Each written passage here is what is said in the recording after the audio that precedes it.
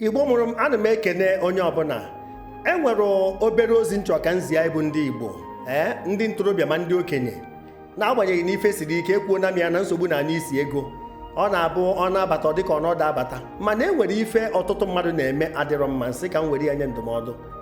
Onwe ndị na-agbanwe nsogbu gị taa ọ bụrụ nkwụ ka ha eje ṅụba ọṅụba nkwụ ka o wee chezọ nsogbu ya ichezọ ya ọ temporarily nkwụfe oge n'anya nsogbu ga-eso na-agasarụ n'elu silin ọ dị n'elu gị n'ute mana ọ dị ụzọ ife ịtọ nchọrọ ikwu maka alcoholic drinks. Number 1, financial implication. Number 2, health implication. Number 3, the low benefits.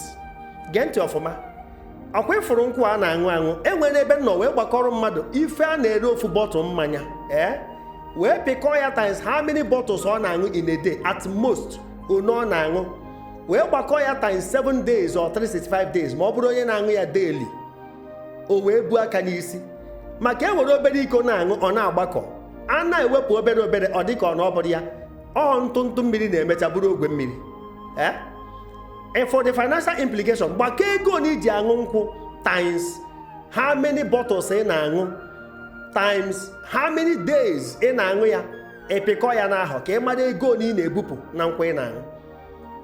Adekwuzi ifere, adekwu disgrace, adekwu misbehavior, act of irresponsibility ị na-ada enye onwe gị ka esi akọcha gị enwere na ọtụtụ ife funahụrụ gị na mana ịmarọ emasị ọṅụ nkwụ ahụ ife kwesịrị inye gị ma n'ọfịs amenye gị ya.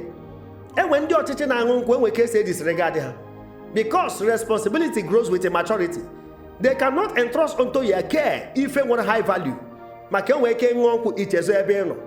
O nwere ndị ṅụrụ nkwụ chezọ moto ha, ụfọdụ ṅụọ nkwụ chezọ ụmụ ha, ụfọdụ ṅụọ nkwụ tụfuo fon. Enwe ụmụ nwaanyị na-agabiga ụdị ife a di ya na-aṅụta nkwụ ọ na-egbu arịrị nwee ndị bụ nwunye ha na-aṅụta nkwụ o jee ma berial ebe o jee na ọ na-aṅụ ife dị na-enwe financial implications. Ọ na-cost time, ọ na-cost quality, waste of time and other things. Then ọzọ health implication, ahụ anyị chọrọ alcohol ma no gauge. E nwere family medical doctor who will guide you.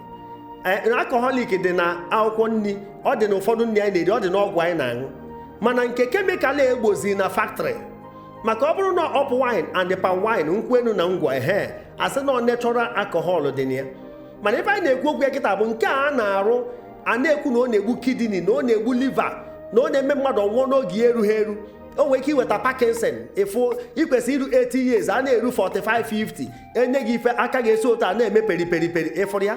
Enwere health implication, enwere doctor na-guide gị ọkọtọ ya lifespan destroy ya the vital organs dị gị n'ahụ.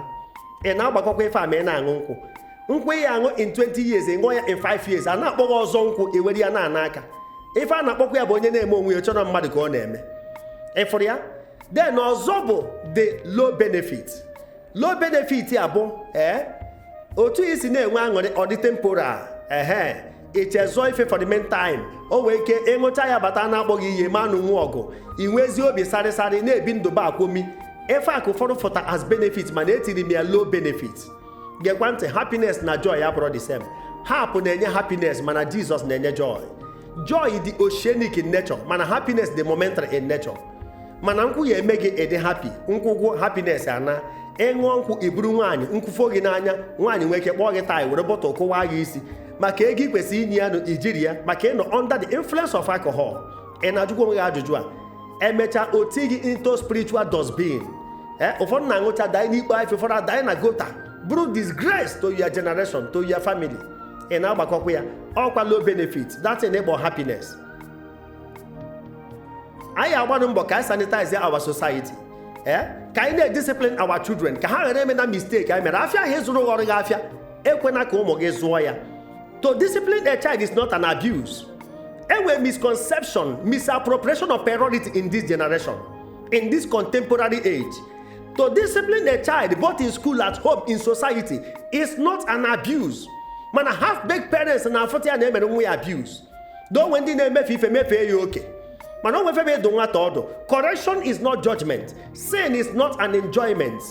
And the many people in this generation they defend what they like, not what is right. Ha na-defend what they like, not what is right. Or they go do wrong for the fact na ha like ya, they will defend it. I find na afọ na generation now. Achọrọ m iji ohere wee yọọ ndị parents maka ifu nna afụ na-emegasị n'akụkụ bụ ọnọdụ ụfọdụ fụtara onwe ha ma ndị ntorobịa ma ụmụ agbọghọbịa ọnọdụ ụfọdụ fụtara onwe ha. Kedu nsogbu ndị a ya enwe na eji ha eji buru onwe ha na-eti n'ọnọdụ a? Iwere nkwụ nghide ịṅụbisi akwara dị gị n'ahụ. Enwe so many parents na-abụkwa ụmụ ha ọnụ ha banye n'ọnọdụ a ha ama. You shower curses on your children. Ụdị ya adịghị abata na ya ịfụ ka esi akpọ iyi curses a na-aga sporadically ka bullet. Ị na-eteta n'ụtụtụ o toro esi na saịdị a, onye nke asị nwa ya kịtịkpa aghọọ gị anya, onye nke asị nwa ya ifefe kpukwa agha ọnụ, nke asị nwa ya agwọtaa gị agwọtagbukwa gị. Imagine, enwere power in the spoken words. Enwere territorial demons, enwere contagious demons, enwere ancestral demons, enwere atmospheric demons. Ife ndị na-abụcha ụmụ mpịampịa mmụọ, anyị nọ na demon infested world. Ị na-ekwu okwu ha na-aghọrọ ya wee chebiri nwa gị. O nwere ka ebe agwọ ya ata ya bụrụ mgbe gị na ya nọrọ, ọ bụrụ 5 or 10 years to come. O nwere ka ife fekpuo ya ọnụ ebe ọ na-achọ ekwu okwu cancer of the throat ma eme ya operation na akpịrị, if no tumor, and so on and so forth. Ugboro ole ka nwa gị kupụtara mmiri ekwu aka esi ya na ịya aka ọgbọ gị? Ugboro ole ka o kupụtara mmiri iji agwa ahụ ma ayọn ọya clothes ịgọzie esi ya nwa ma ọ ya adịrị gị mma? N'ọsọsọ curses ife aka so many parents ji wee tie ụmụ ha n'ọnọdụ a. Ife nchọ ka ịmụta ebe a taa bụ mụta ka esi agọzi, amụtazina ka esi abụ ọnụ. Unu ejizi n'obi inu were azụ ụmụ, ka anyị were love and caring, ka anyị bond with our children so that achọ anyị afụrọ ha werugo ofu aka wee zụba ụmụ ha. Mana ị na-azụ ụmụ in crisis, acrimony, obi inu, ha werukwe ọ bụrụ generational behavior, ọ bụrụ a norm. Biko nebara ndụ gị anya. Life is so precious. Life is so precious. If ọ na Chukwu na-enye mmadụ, ọ na-ala ka onye adị careful with it, maka the gift of God is so precious and all that God made is good. Ọnọdụ a adịrọ mma. Nye ka akwụkwọ nsọ ji wee si na onye nzuzu mmanya ka ọ ṅụgbuo onwe ya. Onye nzuzu ka ọ ṅụgbuo onwe ya. Ọ bụrụ na 1 bottle is okay, for fun. Mana ọ dazie nke 7 bottles, 8 bottles amaba aka tinye ọgwụ n'ọnụ, ọgwụ a na-asụ ụfụfụ ka i wee ṅụọ 2 crates. Nkwụ ya aṅụ in 50 years, ṅụọ ya in 10 years. Ọ ya hit kwa back on you. Nnekwa gị, nnekwa ini gị. Zisa na ihe onyonyo ha mụ brother Paul Chigbo ka emesịa.